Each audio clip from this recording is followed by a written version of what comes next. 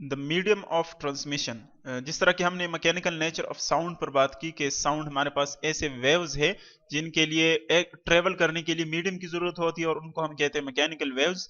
अब हम ये देखते हैं कि जिस मीडियम में ये ट्रेवल करते हैं, यानी मीडियम हम उसको कहते हैं जिस मटेरियल में साउंड वेव्स ट्रेवल करते हैं वो हमारे पास मीडियम होता है। ट्रांसमिशन का मतलब है कि जब वो एक जगह से दूसरी जगह एनर्जी को कैरी करते हैं, एनर्जी ट्रांसफर होती है, तो इसको हम कहते हैं ट्रांसमिशन।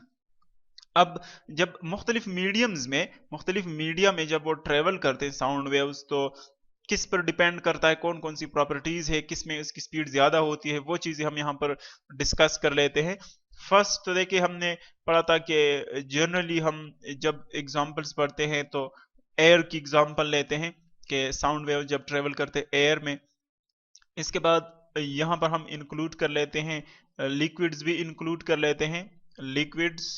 और इसके बाद सॉलिड्स भी इंक्लूड कर लेते हैं कि इन तीनों को हम कंपेयर कर लेते हैं कि किस में स्पीड ऑफ साउंड जो है वो ग्रेटर है, किस में स्मॉलर है और किस में सबसे स्मॉलर है, और फिर किन प्रॉपर्टीज की वजह से ये जो डिफरेंस है ये इन तीनों में आ रहा है। देखिए अगर हम इनकी एक डेटा फॉर्म में इनको शो करें तो ये है कि जो स्पीड ऑफ साउंड है, speed of sound in solids, ये अप्रोक्सीमेटली 15 टाइम्स ग्रेटर है एयर से। यानी हम लिख सकते हैं कि अगर आप स्पीड ऑफ साउंड ले लें तो वो अप्रोक्सीमेटली है 15 times the speed of sound in gases. यानी अगर फॉर एग्जांपल इसमें है 1 मीटर पर सेकंड तो इसमें सॉलिड्स में होगा 15 मीटर पर सेकंड एटसेट्रा। इसी तरह अगर हम इसकी कंपैरिजन कर ले लिक्विड से, गैसेस और लिक्विड्स का कंपैरिजन कर ले, सो उसमें है speed of sound in liquids जो है वो अबाउट 5 टाइम्स ग्रेटर है गैसेस में स्पीड से। तो हम लिख सकते हैं कि speed of sound in liquid is about 5 times the speed of sound in gases. यानी अगर गैसेस में 1 मीटर पर सेकंड की स्पीड से वो ट्रेवल कर रहे हैं तो लिक्विड में 5 मीटर पर सेकंड की स्पीड से वो ट्रेवल करेंगे। तो अब इसका मतलब ये हुआ कि सबसे जो ग्रेटर स्पीड है वो है सॉलिड्स में, यानी हम एक अरे फॉर्म में लिख सकते हैं speed of sound in solid वो सबसे ग्रेटर है। फिर है speed of sound in liquids, और फिर सबसे कम जो है वो है speed of sound in gases. तो अब देखें गैस में फर्स्ट जो हम डिफरेंस की बात करते हैं कि ये डिफरेंस क्यों आ रहा है, इन तीनों की स्पीड्स में डिफरेंस क्यों आ रहे हैं थ्री मीडियम्स में। तो फर्स्ट हमारे पास जो इसका आंसर है वो ये है कि क्लोज पैकिंग ऑफ पार्टिकल किस तरह होती है। Packing close packing of particles, यानी हम देखते हैं कि किस मीडिया में जो है वो पार्टिकल्स एक दूसरे के बहुत करीब है, किस में एक दूसरे से दूर है और किस में सबसे दूर है। क्लोज पैकिंग का मतलब है जिसमें पार्टिकल करीब होते हैं हम कहते हैं कि वो क्लोज पैकिंग है। तो अगर आप देखें सॉलिड्स की और लिक्विड्स की और गैसेस को अगर हम कंपेयर कर ले, यहाँ पर सपोज मैं ड्रा करता हूँ सॉलिड का एग्जांपल यहाँ पर शो करना चाहता हूँ फॉर एग्जांपल में। तो देखिए सॉलिड्स में जो पार्टिकल्स होते हैं, एटम्स या मॉलिक्यूल्स होते हैं, वो बहुत ज्यादा एक दूसरे के क्लोज होते हैं, यानी उनमें इंटर मॉलिक्यूलर डिस्टेंसेस जो है वो बहुत स्मॉल होते हैं और पैकिंग इनकी क्लोज होती है, यानी बहुत करीब होते हैं एक दूसरे के। तो अगर आप देखें यहाँ से फॉर एग्जांपल साउंड एनर्जी आ रही है, इसमें ट्रेवल कर रही है सॉलिड में, तो हम देख सकते हैं कि मॉलिक्यूल्स बहुत क्विकली एक दूसरे को वो एनर्जी ट्रांसफर कर सकते हैं, क्योंकि जितने वो करीब होंगे उतनी ही क्विकली उसकी साउंड एनर्जी जो है यहाँ से दूसरे मॉलिक्यूल को ट्रांसफर होगी। फॉर एग्जांपल देखिए ये दोनों लेयर्स जो है इनके दरमियान डिस्टेंस बहुत कम है, तो यहां से साउंड एनर्जी क्विकली यहां पर ट्रांसफर होगी। इसी तरह यहां से बहुत कम टाइम में यहां ट्रांसफर होगी, इसी तरह यहां ट्रांसफर होगी। तो अगर आप देखें सॉलिड्स में चूंकि मॉलिक्यूल्स बहुत क्लोज हैं तो इसीलिए वहां पर एनर्जी जो है वो जल्दी यानी कम टाइम में जो है एक मॉलिक्यूल से दूसरे तक, दूसरे से तीसरे तक वो ट्रांसफर होगी। तो इसीलिए हम कहते हैं कि सॉलिड्स में जो स्पीड ऑफ साउंड है वो बहुत ज्यादा फास्टर होता है, स्पीड जो साउंड वेव्स है बहुत ज्यादा फास्टर ट्रेवल करते हैं। इसी तरह अगर हम इसका कंपैरिजन कर ले लिक्विड से, लिक्विड का अगर हम एग्जांपल शो करें देखें तो कंपैरेटिवली इनके जो मॉलिक्यूल्स हैं लिक्विड्स के, वो सॉलिड के मुकाबले में थोड़े दूर होते हैं। इनके दरमियान जो इंटरमॉलिक्यूलर डिस्टेंसेस हैं वो सॉलिड्स के मुकाबले में ज्यादा होते हैं।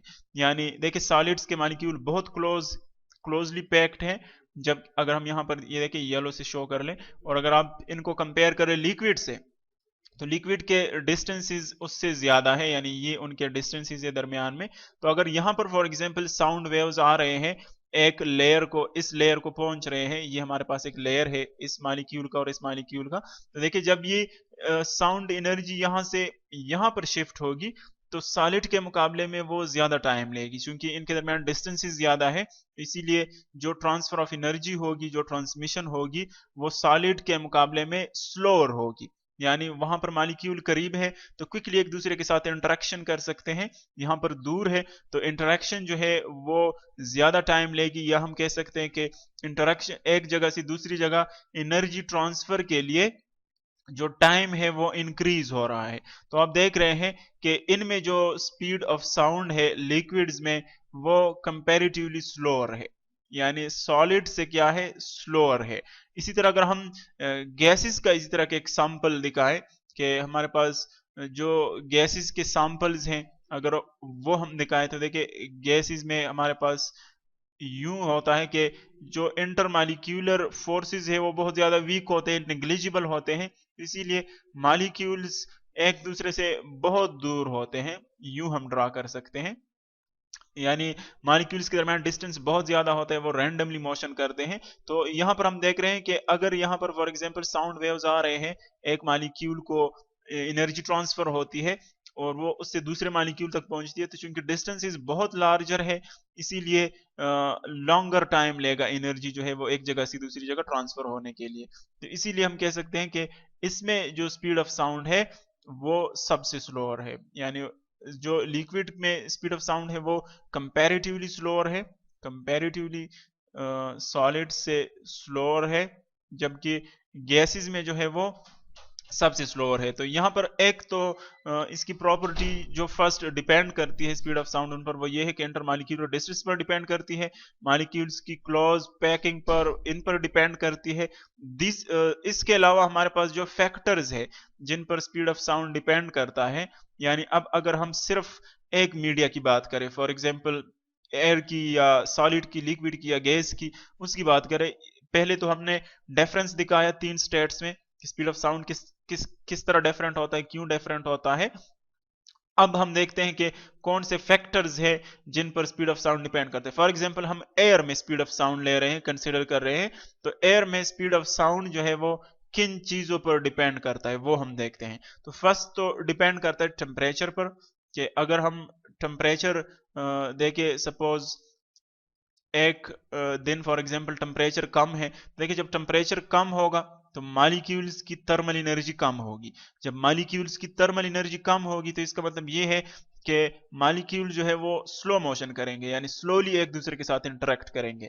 अगर मॉलिक्यूल्स की टेम्परेचर ज्यादा है मीडियम की, तो मॉलिक्यूल्स के पास थर्मल एनर्जी ज्यादा होगी और एज अ रिजल्ट वो क्विकली जो है एनर्जी को एक जगह से दूसरी जगह ट्रांसफर करेंगे। तो इसीलिए यहां पर हम कह सकते हैं कि जो स्पीड ऑफ साउंड है वो एक्सपेरिमेंटली बात भी हम करेंगे, इसका फार्मूला भी हम डिराइव करेंगे, तो वो ये है फार्मूले के मुताबिक कि ये स्क्वायर रूट ऑफ टेम्परेचर को डायरेक्टली प्रोपोर्शनल है, यानी जितना टेम्परेचर बढ़ता है उसके साथ साथ स्पीड ऑफ साउंड भी बढ़ती है, और टेम्परेचर कम हो जाए तो स्पीड ऑफ साउंड भी जो है वो कम होता जाता है, यानी डिपेंड करता है डायरेक्टली टेम्परेचर पर। इसके अलावा अगर हम देखें जो हमारे पास दूसरा फैक्टर है, ये तो फर्स्ट टेम्परेचर का आ गया, दूसरा है ह्यूमिडिटी का। ह्यूमिडिटी का यानी हम देखते हैं कि एयर में नमी कितनी है, वाटर की जो अमाउंट है वेपर्स की वो कितनी है। तो देखिए जितनी ह्यूमिडिटी ज्यादा होगी, जितनी नमी ज्यादा होगी एयर में, उतनी ही जो मॉलिक्यूल की डेंसिटी है वो ज्यादा होगी। डेंसिटी का मतलब है कि वो इतने ही एक दूसरे के साथ करीब करीब होंगे, ज्यादा नंबर ऑफ मॉलिक्यूल्स होंगे। तो जितने वो ज्यादा नंबर ऑफ मॉलिक्यूल्स होंगे उतना जो स्पीड ऑफ साउंड जो है वो बढ़ेगा। अगर ह्यूमिडिटी कम है तो नंबर ऑफ मॉलिक्यूल्स एक दूसरे से ज्यादा दूर होंगे मॉलिक्यूल्स, और इसीलिए स्पीड जो है वो कम होगा। तो इसके लिए भी क्या है, डायरेक्टली प्रोपोर्शनल है। इसके बाद हमारे पास प्रेशर आता है तो प्रेशर जो है वो, अगर हम रियल गैसेस की बात करें या आइडियली की, तो वो कोई इफेक्ट नहीं करता स्पीड ऑफ साउंड पर।